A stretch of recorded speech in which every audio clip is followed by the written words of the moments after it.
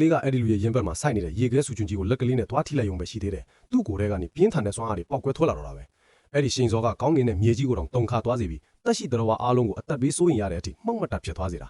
အဲ့ဒီနေရာမှာနှစ်ပေါင်း300တောင်ပိတ်မိနေတဲ့အဲ့ဒီလူကြီးဆိုရင်ကြောင်သွားတာပေါ့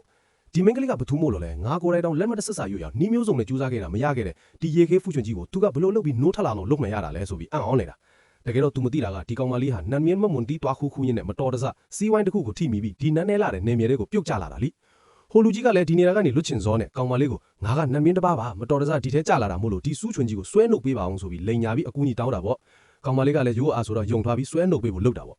ရေခဲစူးချွန်ကြီးကျွတ်ခါနီမှာကောင်မလေးရဲ့ဆရာကရုတ်တရက်ရက်လာပြီးတားတော့တာပဲကောင်မလေးကတော့ဝမ်းသာအားရနဲ့ဆရာသမီးနမင်းကြီးတစ်ပါးကိုကယ်လိုက်ပြီလို့ပြောပေမဲ့ဆရာဖြစ်သူကနမင်းမဟုတ်ဘူးမိစ္ဆာလို့ဟန့်လိုက်တယ်ဒါပေမဲ့နောက်ကျသွားပြီဗျာရေခဲစူးချွန်ကြီးရဲ့တစိတ်ခတ်နှိမ့်မှုရော့သွားတာနဲ့အဲ့ဒီလူရဲ့စွမ်းအားတွေကတဝက်လောက်ချက်ချင်းပြန်ပြစ်လာပြီးဖြူဖွေးနေတဲ့စပင်တွေတော့ချက်ချင်းပြန်နှက်သွားတာနှစ်ပေါင်း300ချီနှောင်ထားတဲ့တန်ကြိုးတွေလည်းသူ့ကိုမတားနိုင်တော့ဘူးခွန်အားလေးနည်းနည်းသုံးလိုက်တာနဲ့ရုံထွက်သွားနိုင်ပြီလေ